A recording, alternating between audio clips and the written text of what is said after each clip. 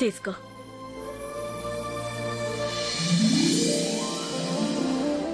ఇదేందో తెలుసునా? గాదిన నువ్వు చించి బారేసినవే నువ్వు పరీక్షకి బోనికే ప్రవేశ పత్రం అని చెప్పినవే గదిదే.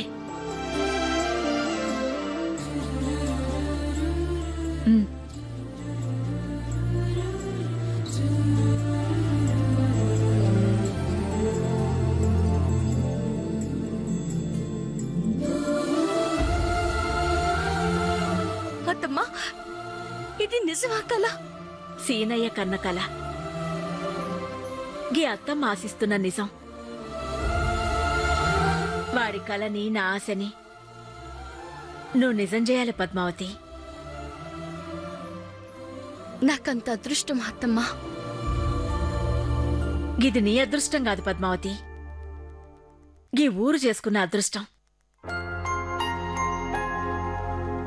నువ్వు పరీక్ష బాగా రాసి కలకటేరు కావాలా, మన ఊరికి పాల కేంద్రం రప్పించాలా, మన ఊరి పాడి రైతుల కండ్లల్లో వెలుగులు వెలిగించాలా,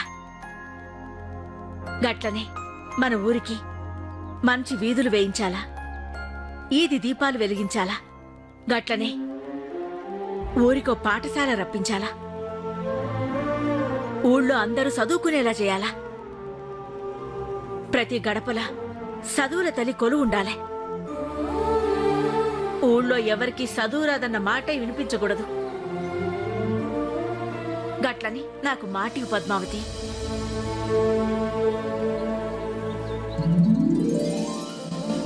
మీ మీదే ప్రమాణం చేసి చెప్తున్నాను అత్తమ్మా, మీరు చెప్పిన ప్రతి ఒక్క పని ఈ గ్రామంలో చేసి చూపిస్తాను. నేను పరీక్షలో పాస్ అయ్యి కలెక్టర్నైతే ఆ ఘనత నాది కాదత్తమ్మా, మీది, సీనియర్ది, ఈ ఇంట్లో అందరిది. నేను కలెక్టర్నైనా ఎప్పటికీ నేను మీ కోడల్ని అత్తమ్మా.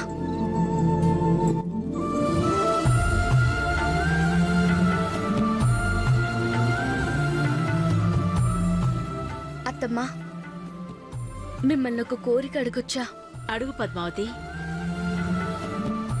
మళ్ళీ జన్మంటూ ఉంటే మీ కడుపున కూతురుగా పుట్టొచ్చా? ఇప్పుడు మాత్రం కోడల్వా ఏంది? నువ్వు కూతురువేగా. నేనెదురొస్తాను, నువ్వు పోయి పరీక్ష మంచిగా రాసిరా. ముందు నన్ను ఆశీర్వదించండి అత్తమ్మా. పద్మావతి, బయలుదేరు.